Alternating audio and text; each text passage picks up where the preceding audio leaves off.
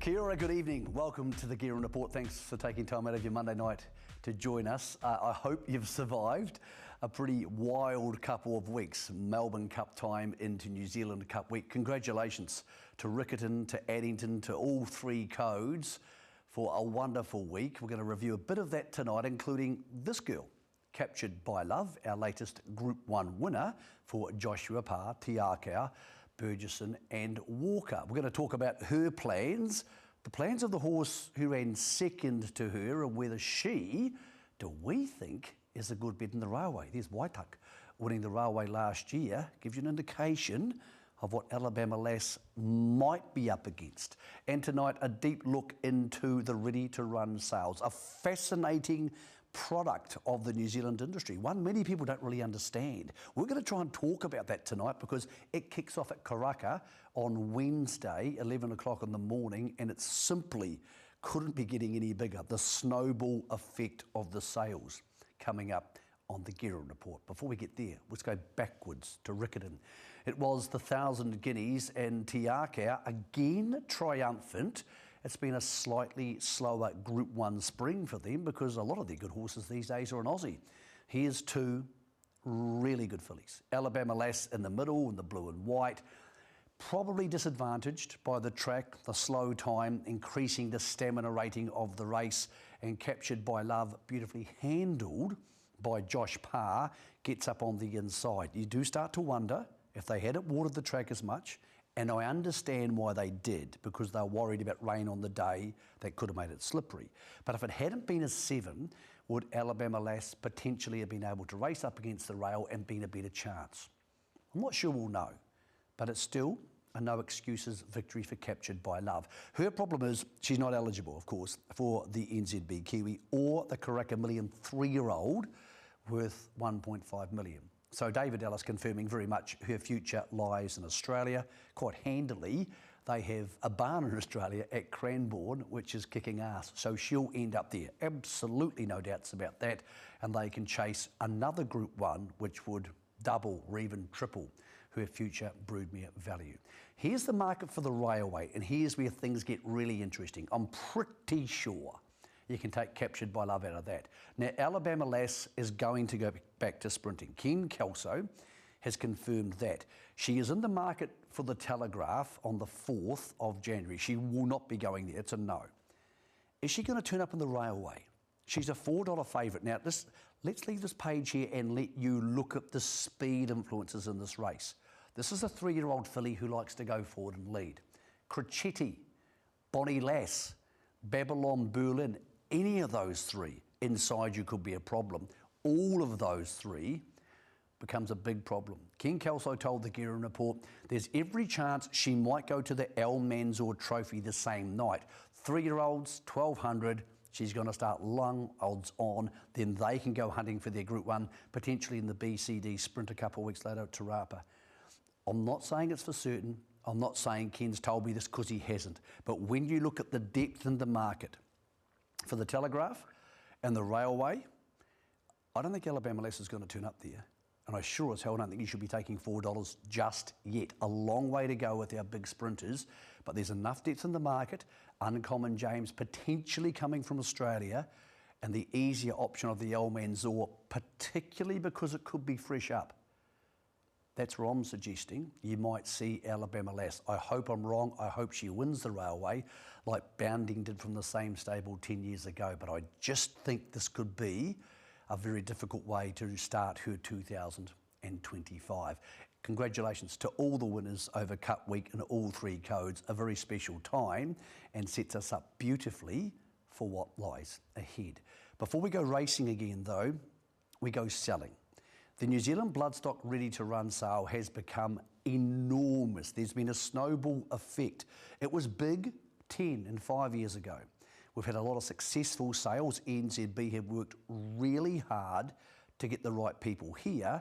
That creates more turnover for people who want to go buy horses. They buy better bred horses and it gets stronger. This year's sale, the strongest ever. We have, believe it or not, horses who are breezed up and are going to be sold this week. By Frankel, by Wooten Bassett, by Zoostar, by I Am Invincible, by Savabeel, by Written Tycoon. It sounds like book one for Karaka, but it's not. It's the Ready to Run sale. So why and how has it got so big? Well, it's because of results. Results like these. Alligator Blood moves up and takes the lead, but Mr. Brightside's challenging. Mr. Brightside up to Alligator Blood, Cascadian late, Mr. Brightside in front, and Mr. Brightside has won the mile. What an entertaining race it turned out to be, and Mr. Brightside turned out to be Johnny on the spot, given a magnificent steer. It's golden 60 for Hong Kong, 4 on voyage bubble. That's not a whip, that's a wand. That ride from Vincent is magic. Golden 60. What a win, what a horse, what a ride. Lucky Guineas is wearing him down. He takes over. Lucky with you runs on, but Manfred Man is back top of the pops. Lucky Guineas. But it's all Antino. Blake Shin, take a bow from last to first, has bolted in, demolished them. Antino, 6 lengths. Right at Jenny Mayobron, and here's Cheowolf, the Epsom winner, with a booming run down the outside. Cheowolf takes the lead and won the King Charles III with a booming finish down the outside, roaring home to win the King Charles III. Wow, what a horse, Cheowolf. I think in the movies they call that a montage. It's a pretty darn good montage, isn't it? When you see that, you can see how people can't ignore this sale. The Saturday Group 1 results in Australia are too big to be ignored. Even overnight in Hong Kong last night, we saw Ka Ying Rising come out and stamp himself as one of the best sprinters in the world, broke the track record at Sha Tin. Now, he's not a ready-to-run sale horse, but the Hong Kong and the Chinese owners are going, where's it from? New Zealand. Okay, I'm on the plane down there, and there will be many of our Asian friends here looking to buy over the next few days. So how does the sale work? Well, the horses are purchased, they're prepped for the sale, they breeze up at Te Rapa. That is a 200-metre gallop. So they gallop about 400 or 500, they canter, they hit the 200-metre mark, and they run as hard as they can without being put under too much pressure. And then they have a month off, the videos go out, and the owners all over the world get to look at that. So we went along to Te Rapa and spoke to a guy called Phil Cataldo. Phil's one of the many outstanding agents we have here in New Zealand. There's so many good ones, and they're so respected. They do a great job selling our product. What's Phil sold of any good? Well, Vinda Dance, he helped with us out of that sale. Mr. Brightside went through the sale. Phil didn't buy it, but he was part of the future purchasing of him. A horse like Ginger Nuts went through the Ready to Run sale when Phil was a part of that purchase as well. Of course, he's also bought a horse like Warmonger, who won the Queensland Derby by 10 lengths. So he knows what he's doing. So rather than us telling you it's a good sale, let's go firstly tonight to Phil Cataldo and see what he makes of Ready to Run 2024. Well, Phil, long couple of days for you. What's the difference, or what differences are you looking for in a yearling to a Ready to Run horse? Well, obviously the Ready to Runners, they're more advanced. They've been in training on and off since they were purchased as yearlings. Prefer to buy here opposed to the yearling sale, to be honest. Get to see them in full gallop, which is a huge advantage, obviously. Get to see their temperament, how they handle the pressure of being here. It's quite a stressful day for them. But yeah, looking for movement. At the end of the day, that's what we're all looking for. You know, normally if they're good movers at the walk and the gallop, they're going to translate it to race day. And there's so many terrific horses that are coming out of this Ready to Run sale now. They seem to just be winning every week, everywhere, and in the best races. So yeah, by buying here, quite often you have to pay a little bit more, but you're further down the track for sure. The times at this particular session of breezes have been very, very fast. How important are times to you for what you're trying to buy, which is often a 1600 to Derby type horse? Not overly critical, the times really. I mean, a lot of them, well, at this sale in particular, they're all running quite quick, and it's how they're doing it. You know, if they're hard held and on the bridle and travelling within themselves, that's what you want to see. But, you know, you're looking at stride length and that sort of thing, and how well balanced they are when they're galloping, how they carry themselves, whether they've got, square wheels or a good low floating smooth action. So yeah, as I say, just so much more advanced here and so much more to look at, and in my opinion, probably easier to identify a horse that's more likely to run buying at the ready to run opposed to a yearling where they're only sort of walking and standing and turning. You've had an enormous amount of success on the bigger stages with horses you bought either going at the ready to run or going from the trials. What's the crucial thing? What's the key Phil Cataldo tell for a horse? What do you like the most? Well, again, it's movement and athleticism, temperament, conformation. But with what I do, I try and concentrate on the Australian market, trying to buy horses that can win their derbies and oaks and their cup races. And we're lucky that our broodmare base is sort of more stamina orientated, I guess. So yeah, I'm looking for those horses that can run in the classics in Australia. When I first saw this catalogue, I was like, wow. There's a lot of stallions and mares I didn't expect to see on a ready-to-run page. Does the stock match the book? Yeah, there's some outstanding individuals at this sale, in my opinion. I think it's the best lineup of horses I've seen at a ready-to-run. Great cross-section of stallions, magnificently prepared by total experts that we know that they are. We've had a fantastic spring in New Zealand. The pastures have been great and it's reflecting in the horses' coats. But no, they do an amazing job, the people that prepare the horses for the sale. Have the last 3 months helped when you see Group 1 winner after Group 1 winner after King Charles winner all coming out of the sale? Does it help Phil Cataldo bloodstock? Well, without doubt, it's just great for the industry as a whole. But as we well know, we punch above our weight worldwide, and our statistics, especially in Australia, of the amount of horses that have the NZ suffix next to them that are winning the stakes races over there, the Group 1s, it's staggering, really, yeah. So, great thoughts there from Phil Cataldo. Very unbiasedly, he's not aligned to anybody. He is looking to buy the best horses for clients in Australia, in Hong Kong, or even in the other growing markets around Asia. The leading vendor at the Ready to Run sales has been Sam Beetson. We wanted to work out what happens with these horses. A lot of them are purchased in January, February, some as late as April. A couple of years ago, the sales topper wasn't actually purchased until June, believe it or not, and then brought home. So Sam is the leading ready-to-run vendor for the last 5 years. Just full disclosure here, by the way, I do have shares in horses Sam will be selling this week. We're not going to discuss those horses. You're not going to see any vision of them, but we wanted to tell you that. The reason we're talking to him is he has the most horses in the draft, so we want to find out how they get from January to October at the Breeze and to Karaka this week. It's been a busy couple of days, Sam. Tell me about what happens to these horses from the time you buy them around about January to get them to here. How many preparations do they have? It can vary, but generally when they come back from a sale, we put them in the paddock for 3 or 4 weeks, let them be a horse, get their heads down, eat grass, come in for a small break-in prep, and try and do a middle prep somewhere along the way, just a little bit of quiet work just for their minds and joints and bones and things to develop, and start of August they come in for their main preparation right through to the breeze ups today. These horses have sprinted up, some of them awfully quickly today.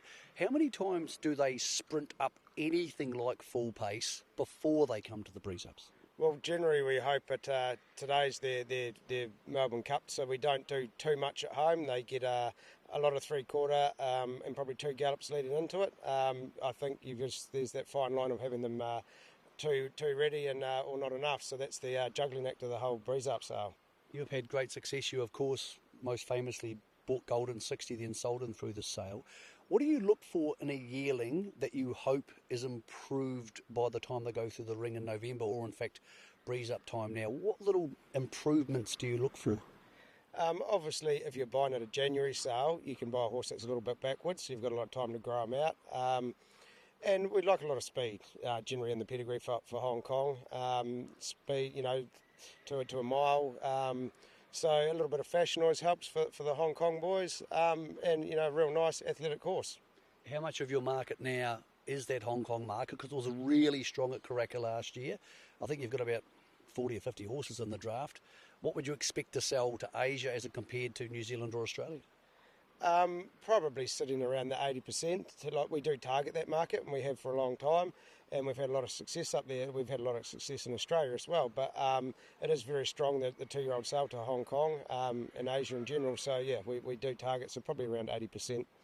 I would suggest this could be a strong sale. It's a very strong book on paper. I think so. We've had a pretty good sale for the last 6 years, so I can't see why it won't continue. You sold Carl Wolf to Joe Pride, and obviously he's gone on to win these 2 Group 1s. Do you follow those horses through as much as you can, because you have sold so many horses, but do you still get a buzz when he does what he did in the King Charles? Yeah, definitely. No, we follow them through, and we had big raps on him right through. He just had a few issues on x-rays is why he didn't make to Hong Kong, which he's 100% sound horse, and Joe's done a fantastic job to make him win those 2 Group 1s. What about those x-rays? Because some people, I don't know if it's stringent to Hong Kong, but you mentioned a horse who had an issue on an x-ray, but it never seems to have bothered him. So is it the different leeway with going to Australia? Are they more flexible with x-rays than, say, going to Hong Kong? Definitely. Yep, the Australians are very on certain things. So that horse there, we'd run it by vets ourselves, and everyone was happy that he was going to be a sound horse for his whole life. But the Hong Kong protocol, he didn't quite match up. So that's how he ended up in Australia, which is a great thing, because we need winners in Australia as well as Asia and New Zealand. What are you expecting to see sales week? Well, who knows? A sale like last year would be fantastic. Amazing to hear from Sam Beatson there. A lot of these horses have only had 1 or 2 sprints in their entire life, and then they're asked to sprint as quick as they can over 200 metres. We know the formula works. What you may not know is that at 10 seconds for 200 metres, and we had a lot of 10.3s and 10.4s and 10.5s on the 2 days of the Breeze, that's quicker than most horses will ever go in their racing lives. That's like borderline Winx at her fastest, because in a race, of course, the horses are expending a lot more energy earlier in the race, whereas these horses are only breezing the 200 metres. One of them, a colt by I'm Invincible out of Shillelagh, breezed in 9.97 seconds. That's faster than almost any racehorse on earth would have gone at any stage in a race for the last year. So how do the jockeys on these babies get them to go that quick without the whip, without any pressure, and still have them looking good inside themselves? We went to a guy who was the busiest rider at the Ready to Runs. He is what the jockeys are trying to achieve with Jonathan Riddell. Well, Jonathan, you're one of the senior riders here at the Breeze Ups. What's the idea behind getting a horse to go quick but not having to extend it too much? How do you do that? Yeah, I've been doing it for a few years now, and every year the vendors they're just first class. So there's not. Basically, our job is to basically stay on them and point them in the right direction, and that naturally, the boys and girls here they've got their horses to this stage really well. So yeah, our job's just to basically stay on and get them galloping as fast as they can within themselves. And yeah, it's hard work, but it's good. A couple of these only baby 2-year-olds have got to 10 seconds, one even below that. So are you going as fast on these horses as you would be on a top grade sprinter, albeit for a lot less time? Yeah, I was just talking to Sam before. It's probably the fastest these horses have to go in their life for that, and it's probably at a stage of their life when you wouldn't be doing it with them. But yeah, they're capable of doing it like little kids, aren't they? And yeah, it's for us as well. It's like getting in a new car and letting it go, really. When you breeze a horse, do you think after all these years of doing it that you can spot one who's going to make it on the track? No, probably not. You know a nice horse, so they get up underneath you and then lower down. The drafts I'm riding for are pretty privileged. There's some cracking horses here. Okay, so when you're trying to ride these horses, when you say they get up and then they lower down underneath you, for our viewers at home, what does that mean and what does it feel like? Yeah, like it's probably like one car compared to your car, or my car compared to your car. I think I won that. Yeah, so it'd be like that. It's just they do. A good horse can get down. When you say get down, it basically stretches out. And it's a good feeling when you get on one that does it. It's a strange place, the Ready to Run sales. There's not many people here watching, but the standard of preparation and the horse personship is exceptionally high. Oh, for sure. You see any of these strappers, grooms out the back here, they're world-class people, horse people, women, men. They're doing an exceptional job. That's where the action is, in the back blocks here, with all these young colts just been broken in horses and how they handle them, everything just runs like clockwork. It's a bit of a pleasure to watch and be involved in. Great to get that insight from Jonathan. In fact, that's just about the most I've ever seen him talk at one time on television, but the respect he has there for the horse people involved behind the scenes, and a really big machine, like 400 horses were breezing. It needed to be really organised. Te Rapa and NZB working together to make it all happen. One of those people from New Zealand Bloodstock is Kane Jones. We want to pick apart the sale. How does it exactly work? What sort of horses are we trying to sell? What markets? And what does all this racetrack success we couldn't have dreamed of for ready-to-run graduates actually mean? Here's Kane Jones on the minutiae of the ready-to-run sale. Well, the ready-to-run sale is upon us, Kane, but we're back here at Breeze Up's Days. Explain to people watching at home on the Guerin Report what's actually happening here and how many horses are involved. Yeah, Michael, so this is a massive 2 days for us and everyone involved.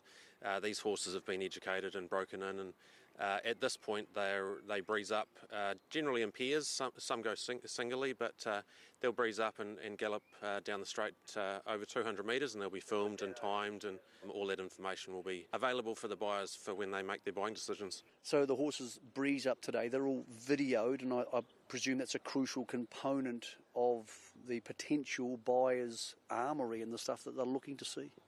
It is. So the breeze up footage will be on the website a couple of days after the breeze ups. It's vitally important information for these buyers. It's a sale that they place a lot of emphasis on the times, but also the way the horses behave, and they carry themselves over those 200 metres. So the way they move and stride out as well. Those things are important, but not only Kane, the gallops videoed, but the horses in the back parade ring are videoed, and I'm hearing from lots of agents that's really important to see how they handle the experience. Absolutely. That was sort of born out of COVID, people not being able to come into the country and come and see these horses breeze. So having that parade footage out the back is really important just for people to see how they behave and how they carry themselves prior to heading out onto the track. All right, you can have a pretty catalogue, and this is a very pretty catalogue, and a lot of good-looking horses, but you still need results. NZB, I presume, couldn't have dreamed what's happened over the last couple of months, with, right back to the Warmonger type horses, but of course the Cull Wolf winning the King Charles and the Epsom. That's amazing, really.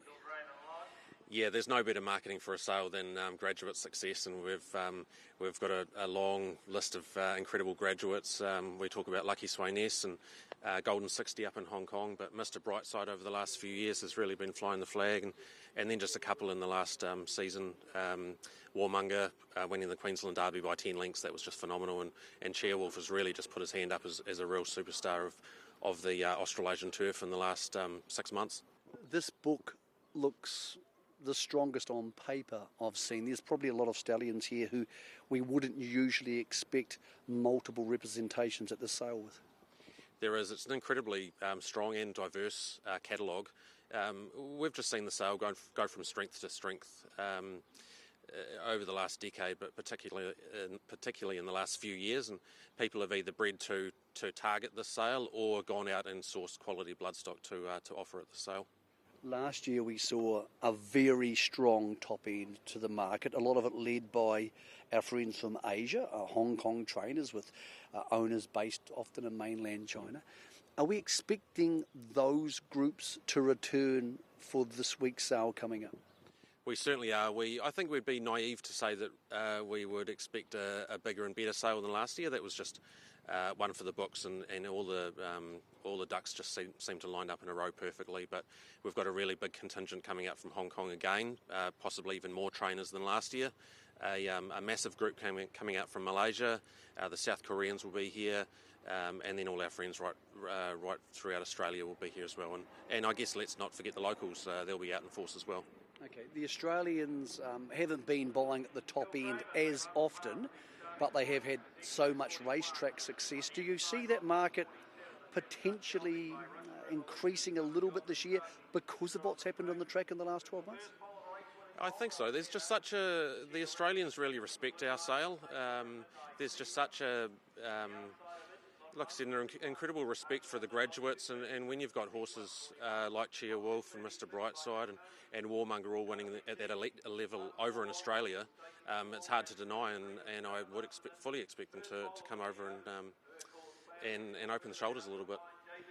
I think a lot of people probably don't realise horses are purchased out of all sorts of yearling sales, and then NZB will finance that purchase for the right purchases through to the ready-to-runs. So there's a lot of money for a whole bunch of different people and organisations on the table in late November. There is. We will help finance the right people and the right horses, but it just means that we're getting those quality horses into the sale and really bolstering the catalogue. Interestingly, Kane, we've seen some super fast times here, including a sub-10. But some of the big names, we were talking about before off camera, breeze mid-11s. So tell us about some of those type of horses. Yeah, I mean, running a quick time is great, and the people do take note of the times, but we've seen some outstanding horses come out of this sale that have run, I guess, comparatively slower times than the average. What sort of names are we talking? Warmonger, I think, run mid-11s. Mr Brightside, he wasn't super quick. Asterix, he was in the 11s. Sharp and Smart came here. Sharp and Smart, absolutely, and even Cheer Wolf, I think from memory he ran about 10.77, so quick enough, but not one of the fastest times of the day by any stretch. You mentioned a lot of horses there who went to Australia. There seems to be an appetite with some of the Asian trainers to look for more speed, and maybe have you found that they might be people who look at a low 10 breeze twice? I think so. There's probably a bit more emphasis on speed up in Hong Kong, and most of their races are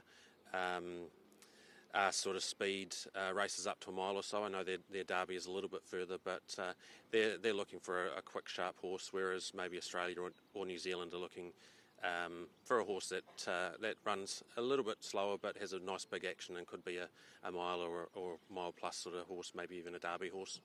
Well, Kane Jones is right. I've been at the Karaka this week, and there are lots of international buyers on the ground, a huge contingent from Hong Kong and other parts of Asia, and the Australians are here. So room for a good sale. Just how good? Well, I suppose it's up to them to find out. Now, here's the Guerin Report pro tip for the week when it comes to the sales. I'm not saying I'm a pro, but I speak to plenty of people who are. This is a sales catalogue. I love sales catalogues. When it comes in the mail, I'm very excited. This is an iPad, which is better than a sales catalogue. If you have an iPad or a personal computer, go to equineline, one word, equineline.com. No, they're not sponsoring us. In fact, it's a free service. You can download the catalogue from there, but not only does it come with these pages, all the videos and every update and all the previous sales information's on the same page. Click, click, click, click, click, all in one place. If you want to enjoy and embellish your sales experience, not just for this week, but for Karaka and other sales heading forward, use this, equineline.com, a great way to make it a lot easier for you.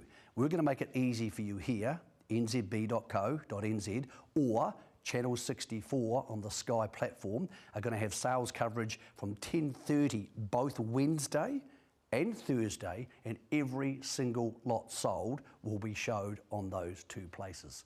Just in case you needed a reminder of how good the sale is, 9 days ago they had a race at Flemington called the Champions Mile. You might know these two horses, Mr Brightside and Altino. Here's what the ready-to-run sales produces year in, year out. The question is, who's it going to be this year? Mr Brightside hits the front.